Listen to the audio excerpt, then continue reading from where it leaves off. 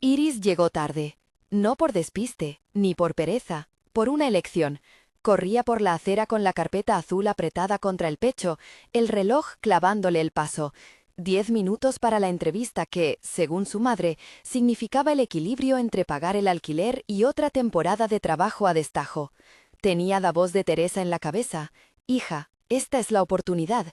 Y esa mezcla de orgullo y necesidad que se siente cuando toda la casa confía en un par de manos jóvenes y cansadas. La mañana olía a tostadas recién hechas en la panadería de la esquina, a humo de escape y a limpieza de portales. Iris dobló la esquina, la mente en el dossier con su experiencia en eventos y en la logística pequeña que le había permitido, hasta ahora, sostener la economía familiar. Iba a cruzar cuando una rueda se quedó atascada, de golpe, en la hendidura de la acera. No era una rueda cualquiera, era la rueda de la silla de ruedas de una mujer mayor que intentaba, con más orgullo que fuerza, bajar del bordillo. Se detuvo. Lo que parecía una fricción mecánica se volvió un problema humano en menos de un segundo. La mujer tiró de la silla, el neumático gimió, un coche pitó, 10 pasos más y la entrevista ya sería historia. Iris miró la carpeta azul, miró a la mujer. La carpeta se deslizó de sus manos. La escena se congeló en un pequeño cuadro familiar.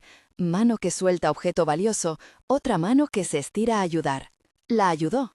No fue un acto heroico, ni una decisión meditadamente altruista. Fue un reflejo. Empujó, sujetó, liberó la rueda, habló con tono cálido para calmar a la señora que respiraba con dificultad. Le ajustó la manta, se aseguró de que la silla no se moviera más y esperó a que la mujer dijera gracias. La mujer dijo gracias con una voz que no había sonado en público en mucho tiempo, y en su mirada hubo algo como alivio y algo más, reconocimiento. Perdió la entrevista. La carpeta azul quedó en el suelo un instante, olvidada entre papeles y un billete que se había escapado de un bolsillo. Cuando Iris miró el reloj, la tarde ya se le venía encima como una ola. Respiró, intentó hacérsela fuerte y recordó la promesa que le había hecho a su padre muerto. Trabaja con honor, hija, y sintió en el pecho esa mezcla de vergüenza y convicción. Había salvado a alguien y había perdido la oportunidad. Era un coste, pensó, era justo. La mujer a quien había ayudado la observó con una mirada que no se esperaba. Llevaba un abrigo oscuro, un peinado impecable, guantes de cuero y ojos que se movían con la seguridad de quien está acostumbrada a que la gente la obedezca. Su nombre, cuando lo dijo, llegó con una autoridad inadvertida: Fátima Rivera. «No te imaginas cuánto agradezco esto», dijo la mujer. «¿Vienes de una entrevista tan importante como parece?» Iris explicó el destino de su carrera en frasecitas breves, sintiendo la humedad todavía en las palmas. No esperaba más que un vale apresurado y el silencio de la ciudad. En cambio, Fátima sonrió con algo que no era solamente cortesía. Era la sonrisa de quien detecta una capacidad, un carácter, un estandarte de rectitud que puede ser útil en lugares donde la rectitud escasea. Le pidió un café. Le pidió que se sentara. La mañana, que había empezado con prisa, se convirtió en conversación. No voy a prometer que aquella conversación fue puro azar. El mundo está lleno de azar vestido de oportunidad, y la vida de Iris estaba a punto de recibir una de esas visitas disfrazadas de casualidad. Fátima no solo era una mujer con modales, era la matriarca de una familia que dirigía hoteles y edificios emblemáticos de la ciudad. Aquel gesto de gratitud no se detuvo en un café, se prolongó en una invitación a conocer el proyecto de la familia Rivera, que al final, y con la suavidad de una puerta que se abre a una sala elegante, derivó en una propuesta que sonó a locura. «Tengo un hijo», dijo Fátima en un momento, «Julio. Es reservado, perfeccionista, necesita orden donde hay caos. Creo que tú podrías traerle algo que le falta». La propuesta no fue directa al principio, llegó en frases medidas. «Podríamos encontrar una solución para que trabajes y vivas con menos angustia. Algo temporal hasta que te estabilices.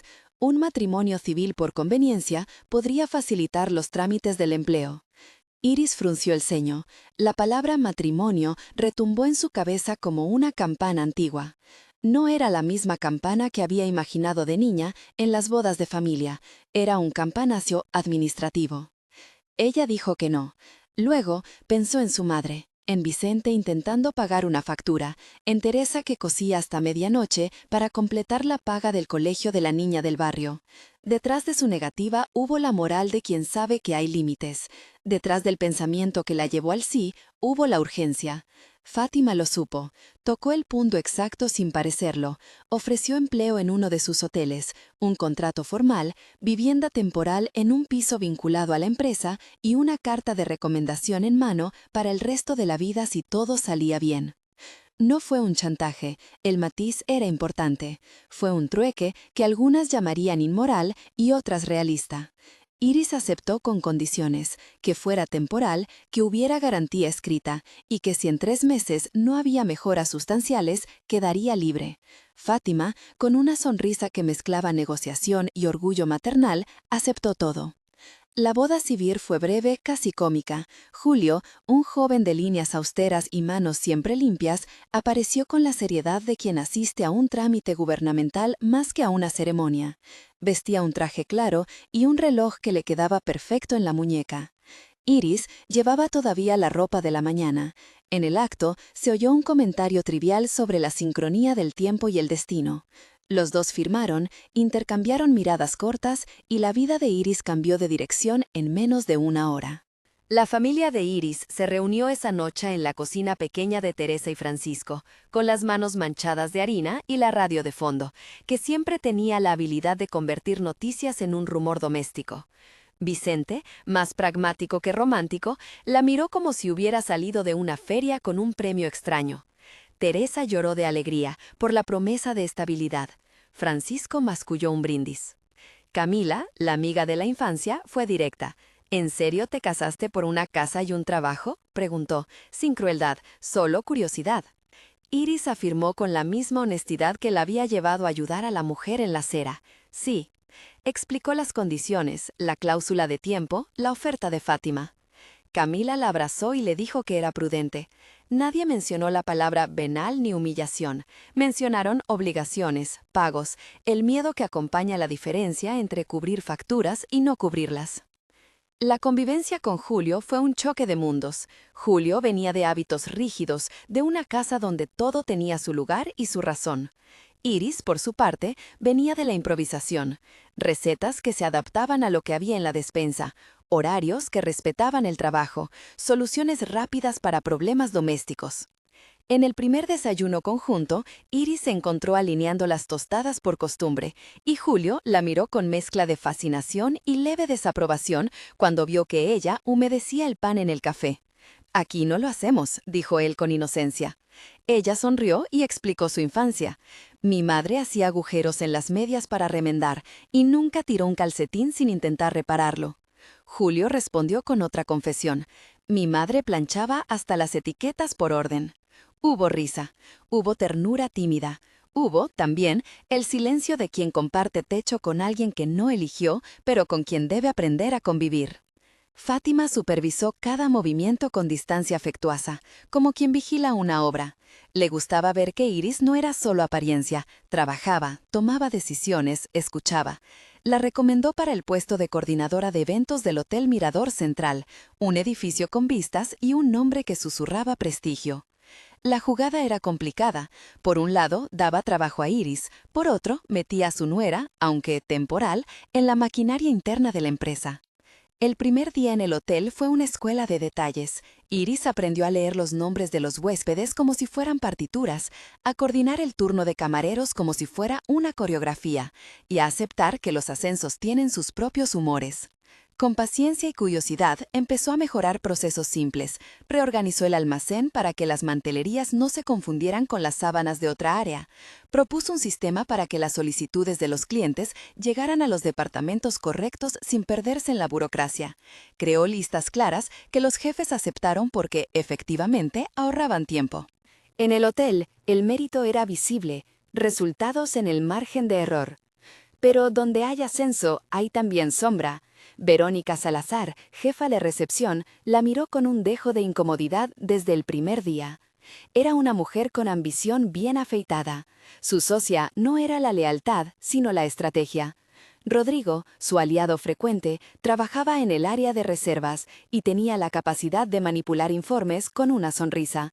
No tardaron en ver en Iris una amenaza. Su rapidez, su naturalidad entre el servicio y la clientela, la capacidad de Fátima para protegerla. Si Iris se consolidaba, algunos peldaños ya ocupados por otros peligrarían. El sabotaje no fue un dramatismo cinematográfico, fue algo más sutil y por ello más efectivo. Empezó por pequeñas omisiones, un formulario que no llegaba a tiempo, una nota perdida en la rotación de personal, un envío de sábanas retrasado que dejó una sala de bodas sin mantelería la mañana previa a un evento importante.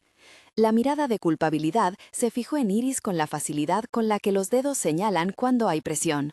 Ella se sintió observada, y la observación, en un lugar elegante, tiene el frío de los candelabros. Iris no cayó en pánico, sabía que debía demostrar estructura y trabajo. Con disciplina, limpió procesos, pidió comprobantes, instauró un registro de entradas. Los registros visibilizaron fallos administrativos, pero también abrieron puertas a la manipulación. Alguien podía ajustar un número aquí, eliminar una hora allí. Los informes de Rodrigo tenían una pulcritud sospechosa. Los ojos de Verónica se estrechaban cuando Iris proponía cambios. La tensión creció como algo que se respira en los vestíbulos, sin ruido, con expectación.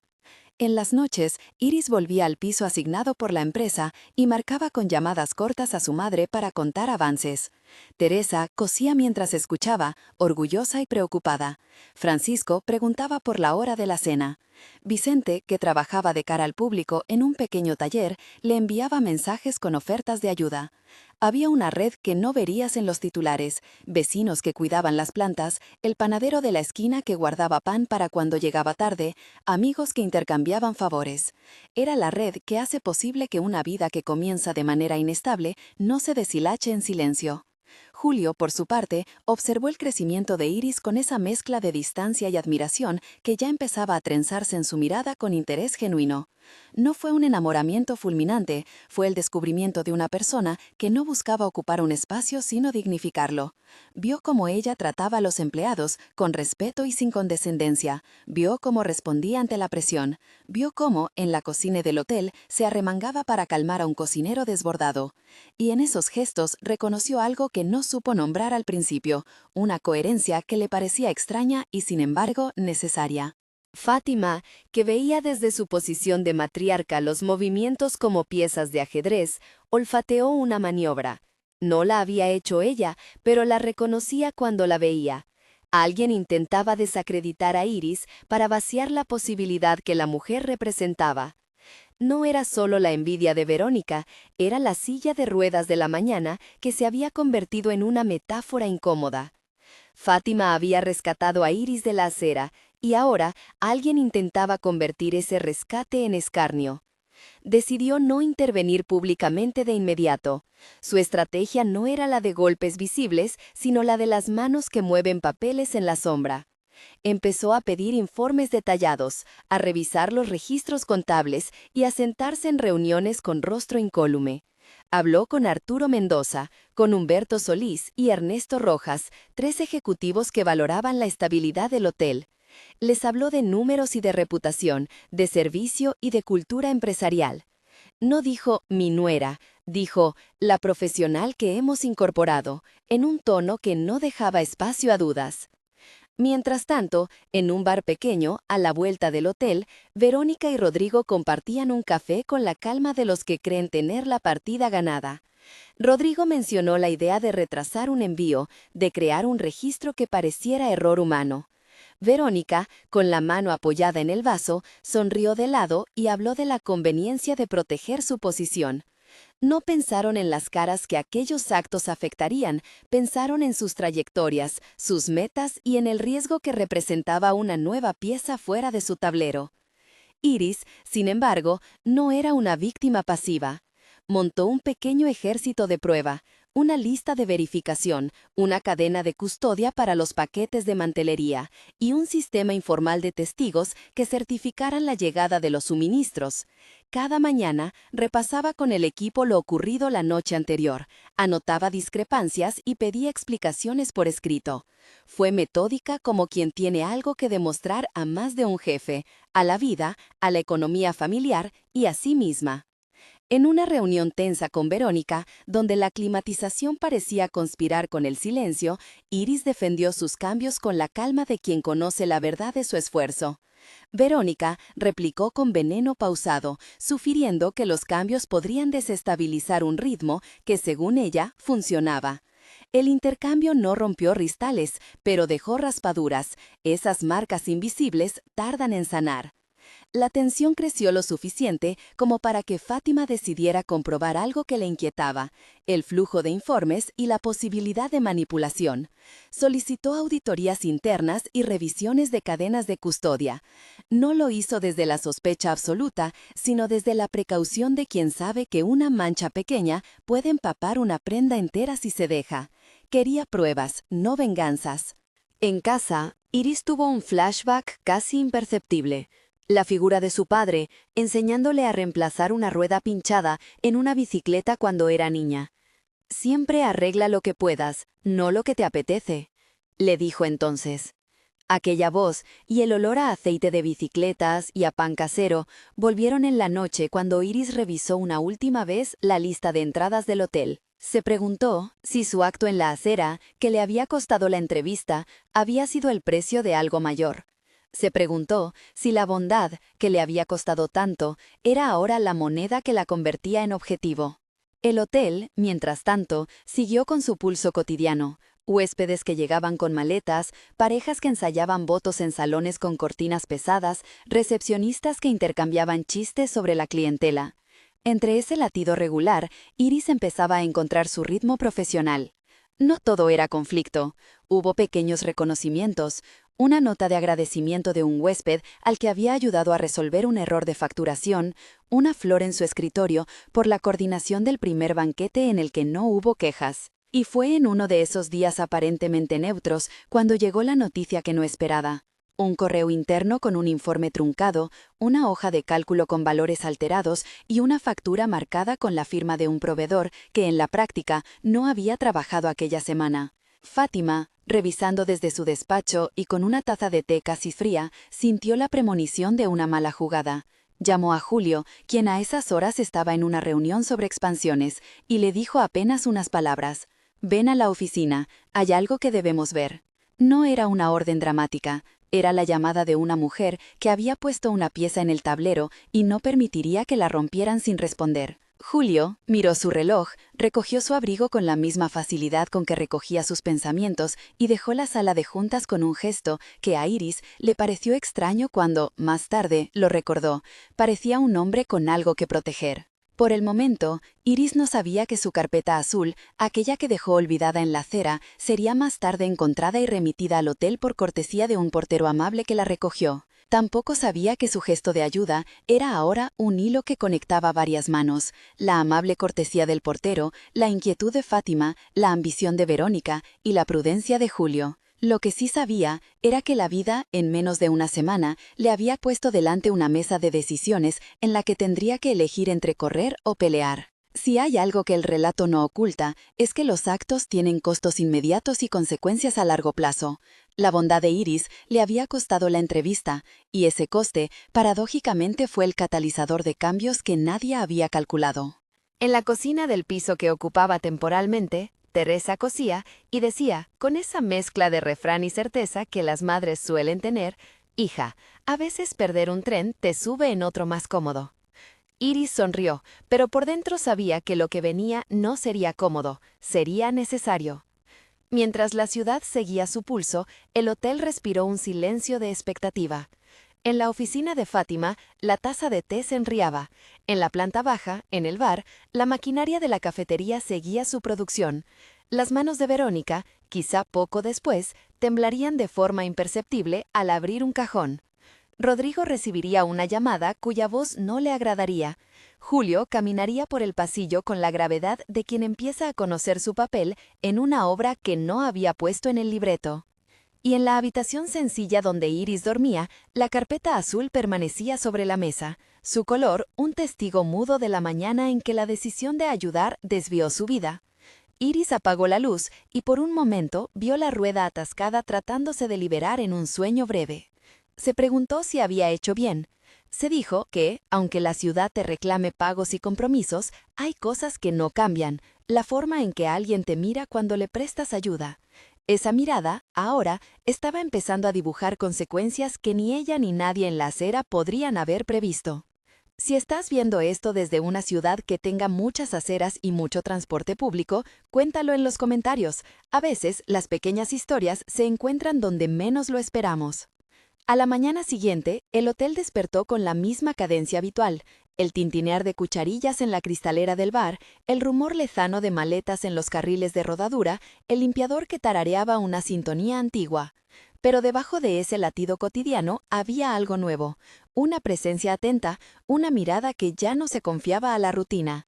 Fátima había ordenado auditorías discretas y como en una partida de ajedrez jugada a cámara lenta, las piezas empezaron a moverse. En una sala pequeña con vistas al patio interior, Julio repasó los primeros resultados junto a Arturo Mendoza. Las cifras no mentían. Había irregularidades en las entradas de inventario, facturas duplicadas y proveedores que aparecían sin motivo. Al otro lado de la mesa, con una taza de café que ya no se enfriaba, Iris escuchaba. Había vuelto al hotel temprano. Como era su costumbre, para ella, la puntualidad era una forma de respeto, y se sentó en la penumbra, observando las hojas que tanto la habían acompañado la semana anterior. No quiero acusaciones sin prueba, dijo Julio con el ceño apenas fruncido, que esto se haga con rigor. Si alguien está manipulando, quiero saber quién y por qué. Iris agradeció esa petición con un gesto. En su interior, la vieja mezcla de vértigo y responsabilidad se encendió. No buscaba venganza, buscaba claridad. A la mañana siguiente, el hotel despertó con la misma cadencia habitual. El tintinear de cucharillas en la cristalera del bar, el rumor lejano de maletas en los carriles de rodadura, el limpiador que tarareaba una sintonía antigua. Pero debajo de ese latido cotidiano había algo nuevo, una presencia atenta, una mirada que ya no se confiaba a la rutina. Fátima había ordenado auditorías discretas y, como en una partida de ajedrez jugada a cámara lenta, las piezas empezaron a moverse. En una sala pequeña con vistas al patio interior, Julio repasó los primeros resultados junto a Arturo Mendoza. Las cifras no mentían. Había irregularidades en las entradas de inventario, facturas duplicadas y proveedores que aparecían sin motivo. Al otro lado de la mesa, con una taza de café que ya no se enfriaba, Iris escuchaba. Había vuelto al hotel temprano, como era su costumbre, para ella la puntualidad era una forma de respeto, y se sentó en la penumbra observando las hojas que tanto la habían acompañado la semana anterior. No quiero acusaciones sin prueba, dijo Julio con el ceño apenas fruncido, que esto se haga con rigor. Si alguien está manipulando, quiero saber quién y por qué. Iris agradeció esa petición con un gesto. En su interior, la vieja mezcla de vértigo y responsabilidad se encendió. No buscaba venganza, buscaba claridad. Elaboró un plan: controlar el flujo de mercancías con doble verificación, revisar cámaras y pedir a la dirección una lista completa de proveedores con contrato vigente. Julio aceptó. Fue la primera vez en semanas que tuvo la sensación de trabajar como un equipo. Las cámaras no mentían. En un vídeo, la entrega de mantelería aparecía como una coreografía extraña. Un paquete que debía ir al almacén de banquetes acababa en el área de lavandería, sin pasar por registros. Las manos no correspondían con la firma de la recepción.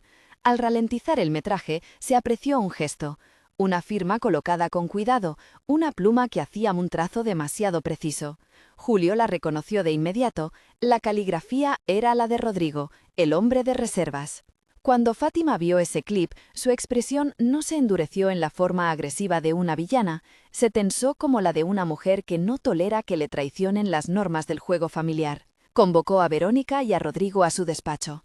La escena fue fría y respiró protocolo: documentos en fila, un abogado presente, un asistente con una carpeta. Fátima no gritó, Puso sobre la mesa las pruebas y miró a los dos acusados con una paciencia que dolía.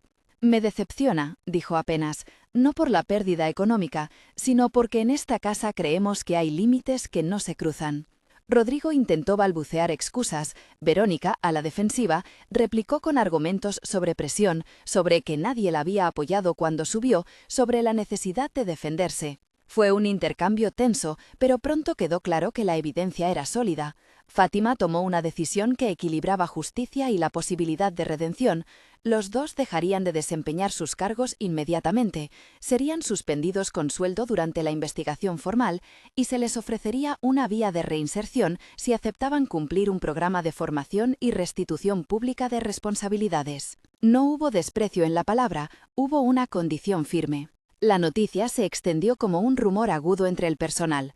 Algunos celebraron la decisión en voz baja, otros se sintieron nerviosos, como si aquella limpieza expusiera fisuras que antes quedaron escondidas por la costumbre. Para Iris, la resolución fue alivio y vértigo a la vez, alivio porque la verdad emergía, vértigo porque la exposición que siguió a cualquier escándalo golpea, casi siempre, a los más visibles. La gestión de la crisis obligó a Julio a ocupar un lugar que hasta entonces había evitado. Asistió a reuniones, habló con proveedores y explicó los pasos que la empresa daría para asegurar transparencia. En una de esas tardes, después de firmar una serie de documentos, se quedó un instante en el balcón de su despacho y miró a la ciudad. Se sorprendió a sí mismo sonriendo con naturalidad. Un mes atrás habría considerado tedioso el papeleo. Ahora la responsabilidad le mostraba otra veta de sí mismo. Si cuidabas las cosas podían corresponder. Mientras tanto, Fátima no se conformaba con la limpieza interna. Había una parte de la jugada que no se veía en cifras, la reputación. Convocó una reunión con clientes clave y algunos medios cercanos a la familia. La narrativa que interesaba no era la del escándalo, sino la de una casa que asumía errores y pedía mejorar.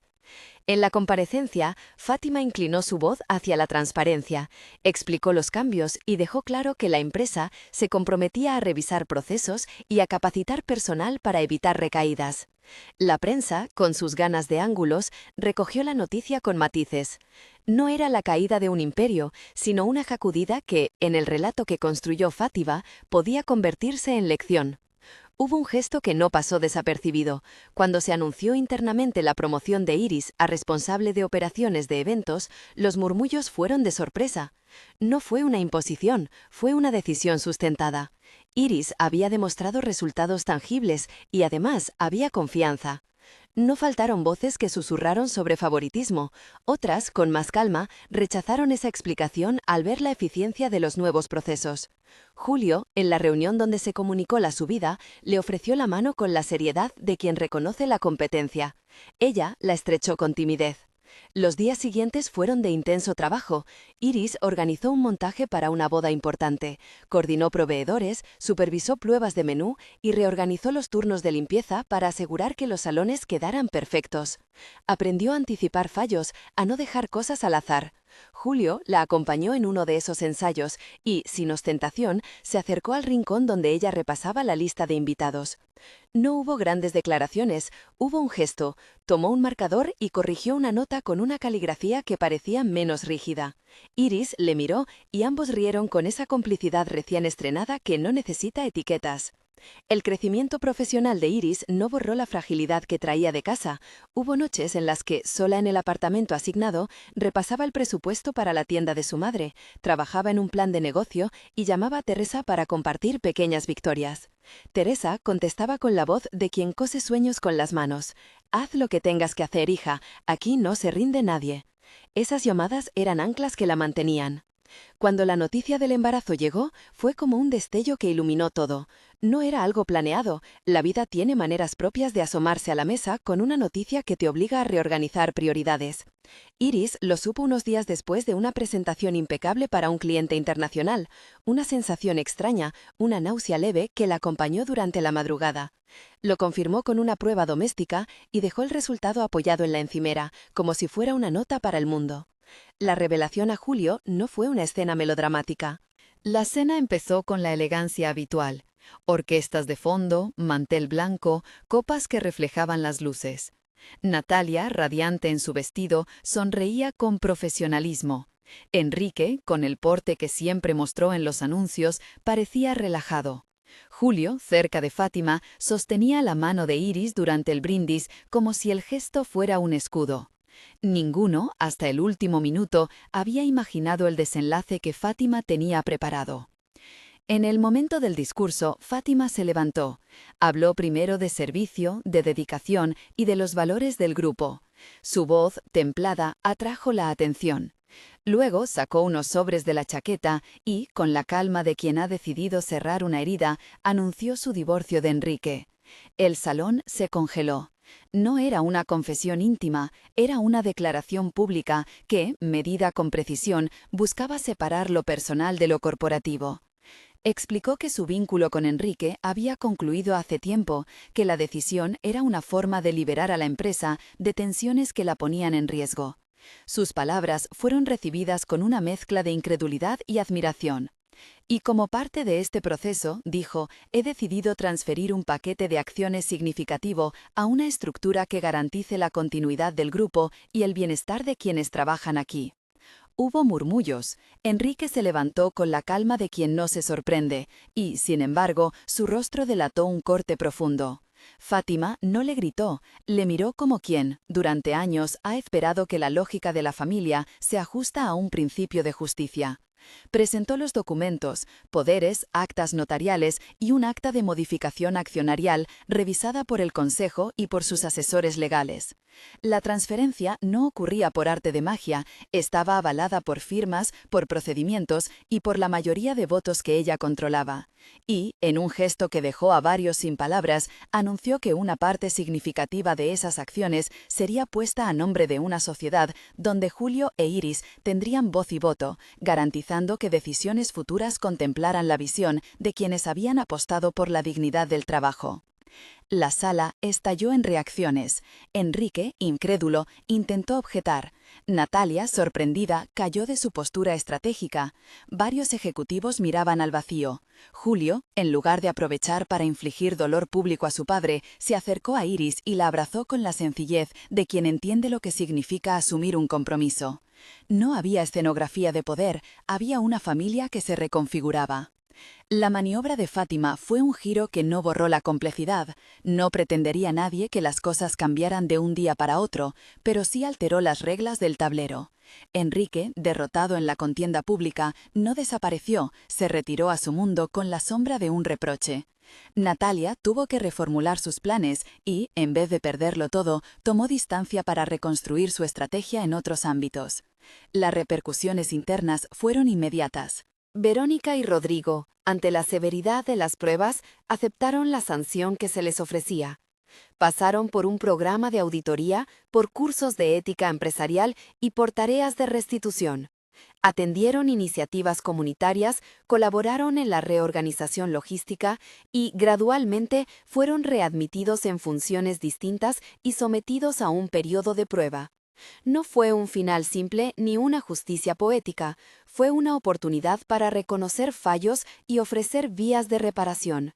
Iris, compasiva sin ser ingenua, trabajó con ellos para definir roles donde no repitieran los errores. Verónica, tiempo después, reconoció en privado su soberbia y aceptó la necesidad de aprender.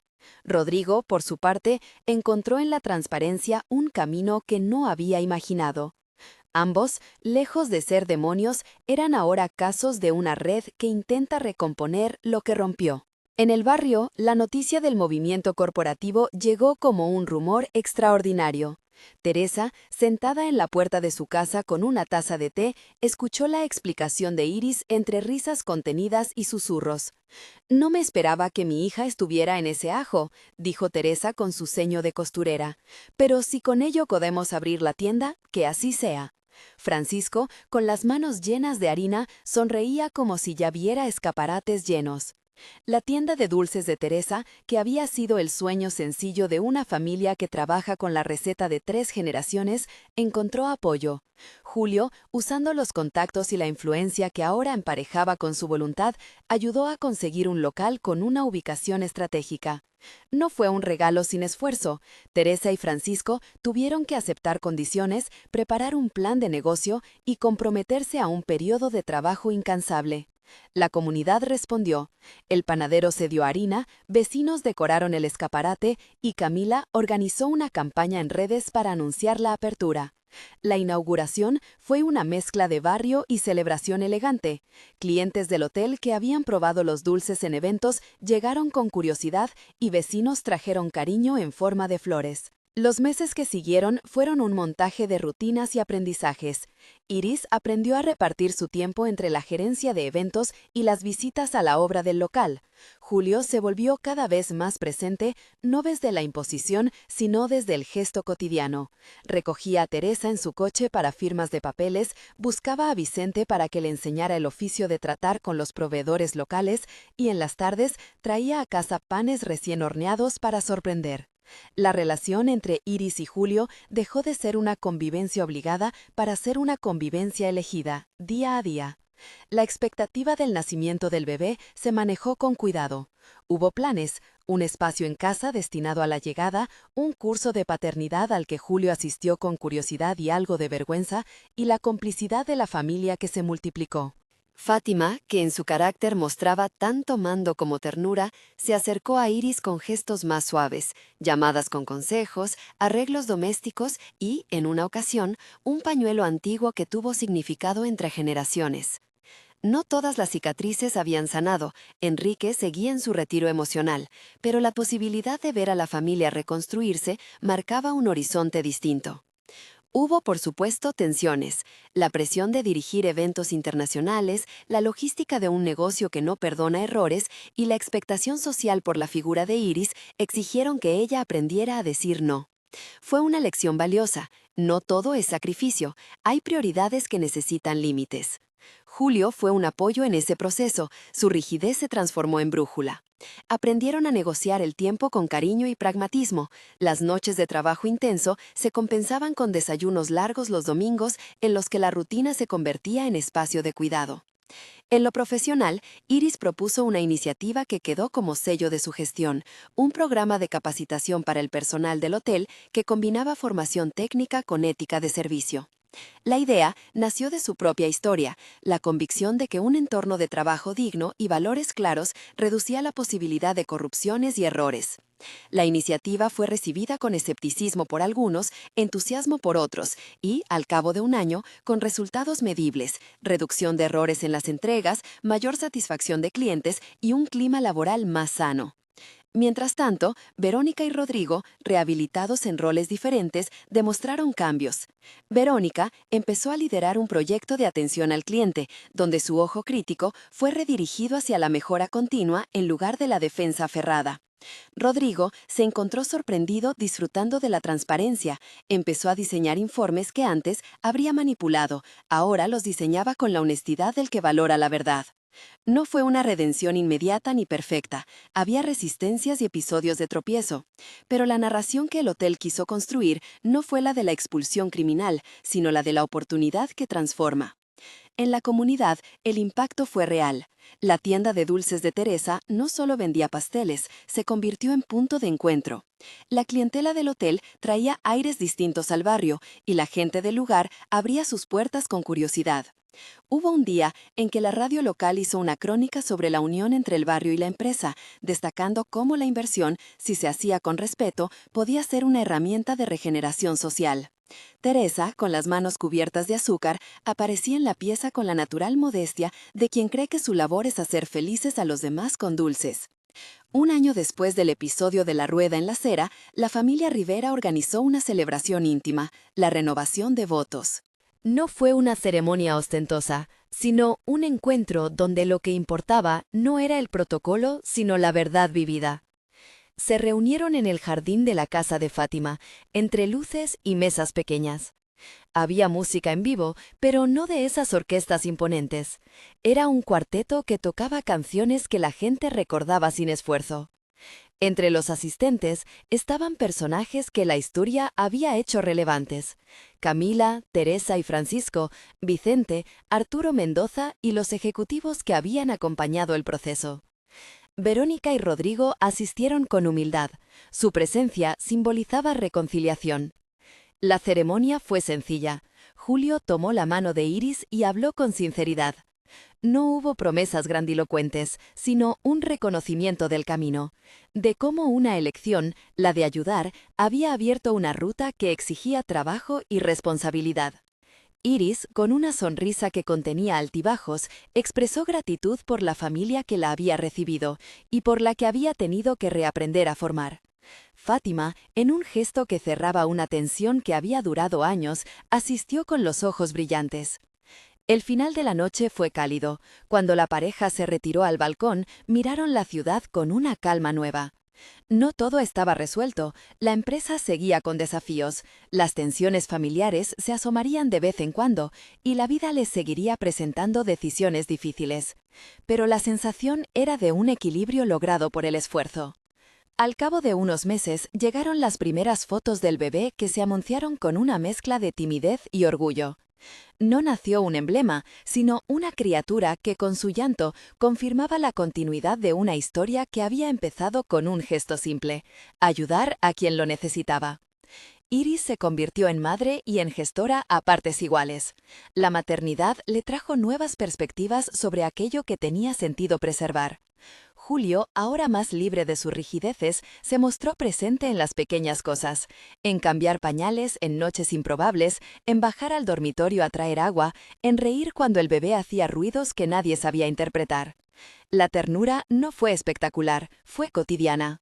La vida profesional de Iris siguió creciendo con prudencia. Se convirtió en una figura respetada en el grupo no por su origen, sino por su capacidad para generar procesos que funcionaban. A su lado, Julio siguió transformándose. Aprendió a celebrar los pequeños logros, a preguntar más y a imponer menos. En su evolución había una lección silenciosa. El poder bien administrado sirve para sostener a quienes lo necesitan, no para aplastarlos. En la periferia de la trama, Natalia Durán reconfiguró sus intereses. No se marchó derrotada, rescató su negocio en otros mercados y tiempo después volvió a acercarse con una propuesta profesional, que ya no pretendía subordinar a la familia Rivera, sino construir una colaboración sana. No fue un romance de película. Fue la vida mostrando que las relaciones de poder pueden mutar hacia espacios de negociación honesta si hay inteligencia para hacerlo, Hubo también momentos de reflexión para Iris. En privado, recordó muchas veces la mañana en que dejó la carpeta azul en la acera. Pensó en la pérdida de esa entrevista como en un punto de inflexión. En aquel instante, la bondad le costó algo, sí, pero no porque la bondad sea moneda que siempre paga de inmediato, sino porque la consecuencia de ayudar abrió ciclos de aprendizaje, de responsabilidad y de trabajo.